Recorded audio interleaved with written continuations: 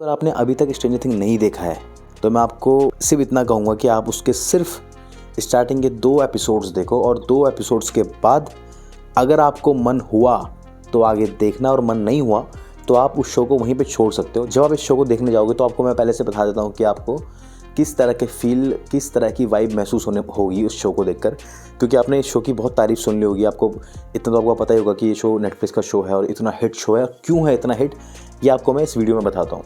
देखो, आपको मोटा मोटा एक ब्रीफ मिल गया होगा कि इस शो में कुछ ऐसी चीज़ें दिखाई गई हैं जो मतलब सुपर नेचुरल है एक तरह से। अब वो सुपर नेचुरल चीज़ें क्या है, क्योंकि अगर आपने शो थोड़ा भी नहीं देखा तो उसका मतलब आपको उसका सिर्फ नाम पता होगा लेकिन ये नहीं पता होगा कि इसके अंदर क्या दिखाया गया है। तो मैं आपको कहूँगा कि पहले तो सर्च मत करना कुछ भी, क्योंकि जो स्टार्टिंग के सीज़न में, खासकर सीज़न 1 में जो सस्पेंस का एलिमेंट है ना कहानी में, अगर आपको नहीं पता कि वो क्या है, वो स्ट्रेंज थिंग क्या है, तो वो एक अलग बिल्डअप देता है कहानी को। लेकिन अगर मैं आपको बता दूंगा कि वो चीज़ें क्या है तो जो आपका वो थोड़ा सा थ्रिल है ना वो थोड़ा कम हो जाएगा कहानी के लिए। तो बेहतर है कि बस आप इतना लेकर चलो कि 4-5 दोस्त हैं, छोटे छोटे बच्चे जो करीबन 8-10 साल के होंगे, ठीक है। वो सब के सब आपस में गेम वगैरह खेलते हैं। उसके बाद क्या होता है कि रात को वो सब एक दोस्त के घर में बैठ कर गेम खेलते रहते हैं। रात को 8 साढ़े 8 के आसपास उनमें से सब के सब दोस्त धीरे धीरे कर अपने अपने घर निकलते हैं। लास्ट में क्या होता है कि एक लड़का जिसका नाम होता है विल बायर्स, वो जब जाता रहता है घर की तरफ अपने, तो वो अचानक से गायब हो जाता है। अब वो कहाँ गायब होता है, कैसे गायब होता है, क्यों गायब होता है, वो आपको सीन को देख के पता लगेगा। और उसके गायब होने के पीछे रीज़न क्या है, क्यों है, वो आपको इस पूरे शो को देखकर पता लगेगा। और ये सिर्फ शो का स्टार्टिंग पॉइंट है, ये शो की मेन कहानी को शुरुआत करता है। बाकी शो में बहुत ही ग्रैंड चीज़ें हैं आगे चलकर, क्योंकि जो वो स्ट्रेंज थिंग्स भी जो दिखा रहे हैं ना कहानी में, वो चीज़ें सीज़न 2, 3, 4 तक पहुँचते पहुँचते एक तरह से इवॉल्व होती है। मतलब आपको सीज़न वाइज सीज़न आपको चीज़ें और भी ज़्यादा बेहतर लगने लग जाएंगी। और एक पॉइंट के बाद आपको लगेगा कि यार इससे अच्छा ये कुछ दिखा नहीं सकता। लेकिन उसके बाद फिर वो कुछ एपिसोड्स में ऐसे सीन्स डाल देंगे जो आपको हुक कर देगा कहानी के साथ। इसका लास्ट सीज़न शायद से 2-3 साल पहले आया था मेरे हिसाब से। तो लास्ट सीज़न में भी मुझे इतना याद है कि मुझे लगा था कि क्योंकि हमको सीज़न 1 to 3 बहुत अच्छा लगा था, तो उस हिसाब से सीज़न 4 मेरे को ये था कि यार ठीक ठाक, इतना कोई खास नहीं है। लेकिन फिर उन्होंने हमेशा की तरह लास्ट में उन्होंने कुछ ऐसा दिखाया कि सीज़न 4 भी लगता है कि सीज़न 3 का अपग्रेड वर्जन ही है। और स्टार्टिंग के सीज़न 1 to 3 तो बहुत ही अच्छे हैं। सीज़न 4 का स्टार्टिंग आपको स्लो लगेगा, लेकिन सीज़न 4 का एंड है जो, वो आपको बिल्कुल वो कर देगा। मतलब कि आपका मन होगा कि यार सीज़न 5 कब देखूंगा मैं या देखूंगी मैं। और सबसे बेहतर बात है कि अब इसका 25 नवंबर को सीज़न 5 आने वाला है, जो कि इसका फाइनल सीज़न है, यानी कि कहानी एंड होने वाली है।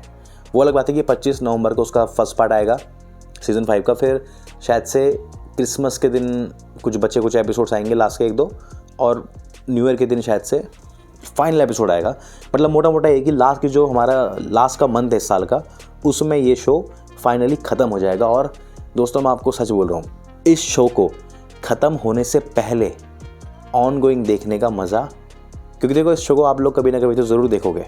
जब ये शो ख़त्म हो जाएगा तो आप लोग उसको कभी ना कभी ज़रूर देखोगे। बेहतर है कि इससे पहले कि शो ख़त्म हो जाए, इस शो को पहले ही देख लो। यानी कि 25 नवंबर से पहले आप लोग एटलीस्ट इसके स्टार्टिंग के सीज़न 1 to 3 देख सकते हो। और अगर आप लोग सीज़न 1, 2 भी देख पाते हो, 3-4 नहीं भी देख पाते, तो उसके बाद भी आपके पास करीबन 1 महीना बचेगा, क्योंकि दिसंबर के एंड तक ये शो ख़त्म होगा। यानी कि अगले नेक्स्ट 1.5 महीने के अंदर अंदर आप लोगों के पास प्रॉपर 4 सीजन से एक बहुत ही अच्छे, बहुत ही प्यारे शो के ऊपर। स्ट्रेंजर थिंग्स की मैं अगर वाइब की बात करूँ तो ये शो ऐसा है कि इसको आप अपनी फैमिली के साथ देख सकते हैं। अगर मैं कुछ छोटे मोटे सीन्स को हटा दूँ, मतलब कुछ इंटीमेट सीन्स को मैं हटा दूँ, तो उनके अलावा आप इस पूरे शो को अपनी फैमिली के साथ देख सकते हैं। तो वही ऑब्वियसली बात है, अगर आप कोई अमेरिकन शो देख रहे हो तो आपको पता है कि उसमें कुछ किसिंग सीन्स वगैरह तो आएंगे ही, तो आपको उन चीज़ों को थोड़ा संभल कर या फिर सतर्क रहकर देखना पड़ेगा। यानी कि आपको अगर फैमिली के साथ देखना है तो पहले आपको खुद एपिसोड्स देखने पड़ेंगे ताकि आप उन्हें स्किप कर पाओ, या फिर आपको रिस्क लेना पड़ेगा दोस्तों।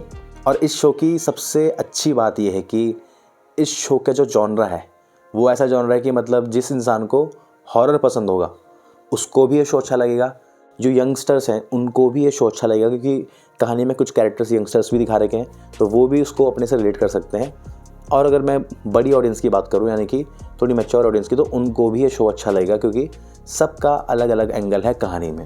और धीरे धीरे जैसे जैसे कहानी आगे बढ़ती जाती है तो सारे के सारे कैरेक्टर्स, उनका नज़रिया मैटर करता है स्टोरी में।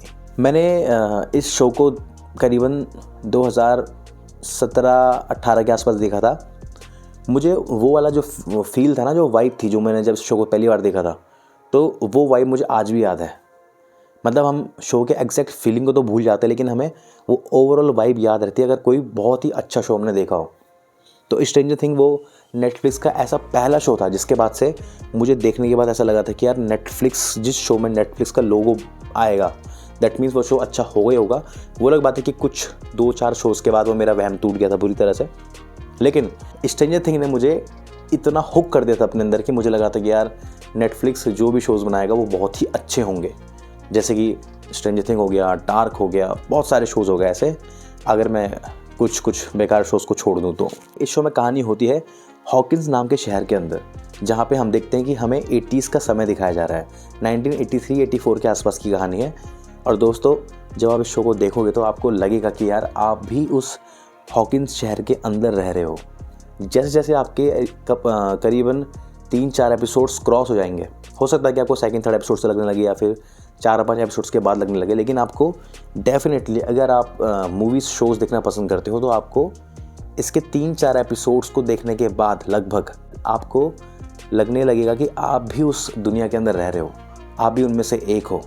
और जो शो या मूवी या फिर कुछ भी अगर ये करने में सक्सेसफुल हो जाता है तो वो चीज़ ऑडियंस के लिए इतनी ज़्यादा इंगेजिंग हो जाती है कि लोगों को लगता है कि हम इस कहानी के अंदर हैं। और आफ्टर ऑल सिनेमा देखने का मतलब ही है दोस्तों, अगर आप उसके अंदर नहीं घुसे तो क्या मतलब उसे देखने का। अगर मैं आपको उसे रिकमेंड करूँ कि आपको उसे किस तरह से देखना चाहिए, तो कोशिश करो कि दिसंबर एंड तक आपका ये पूरा शो ख़त्म हो। अगर आप इस शो को एक ही बारी में बिंज वॉच करके जल्दी ख़त्म कर दोगे तो वो मेमोरी, वो जो फील होता है ना शो का, वो नहीं बनेगा आपके अंदर। तो बेहतर है आपके लिए कि आप इसे अगले 1.5 महीने के एंड तक, यानी कि जब सीज़न 5 का एंडिंग वाला एपिसोड आएगा उससे पहले उससे 2-4 दिन पहले तक आप इस शो को पूरा अप टू डेट वॉच कर लो। उसके बाद ऑन गोइंग लास्ट एपिसोड को देखकर इस शो को एंड करो, क्योंकि किसी शो को ऑन गोइंग देखना, फिर उस दौरान उसकी वीडियो, उससे रिलेटेड जो भी पूरी कम्युनिटी बनती है जिसमें लोग उसके बारे में बात करते हैं, उस चीज़ की बात ही कुछ और होती है। तो दोस्तों, अंत में मैं सिर्फ इतना ही कहना चाहूँगा कि अगर आपको हॉरर देखना है, अगर आपको 80s यानी कि थोड़ा कोई ऐसा शो देखना है जिसको देखकर आपको एक तरह का नॉस्टैल्जिया फील हो, आपको लगे कि आप उस कहानी के अंदर घुस गए, या फिर आपको ऑल इन वन कोई शो देखना है, तो आप डेफिनेटली स्ट्रेंजर थिंग्स को देख सकते हो दोस्तों। तो दोस्तों, उम्मीद करता हूँ कि आपको वीडियो पसंद आई होगी। मिलते हैं किसी अगली वीडियो में किसी अगली कहानी के साथ।